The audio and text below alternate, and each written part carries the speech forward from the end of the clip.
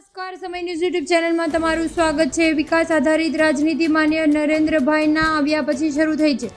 ભૂપેન્દ્ર પટેલે કર્યો મોટો દાવો। ફતેપુર નગરમાં ચૂંટણી જાહેર સભાને સંબોધતા મુખ્યમંત્રી ભૂપેન્દ્ર પટેલ હતા।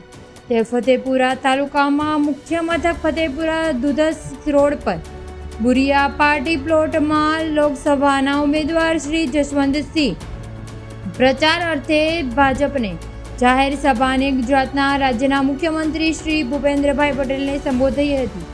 સંસદ સભ્ય શ્રી અને લોકસભાના ઉમેદવાર શ્રી જશવંતસિંહ ભાભોરના ગુજરાતના રાજ્યના કેબિનેટ મંત્રી કુબેરભાઈને પણ તે હાજર રહ્યા હતા।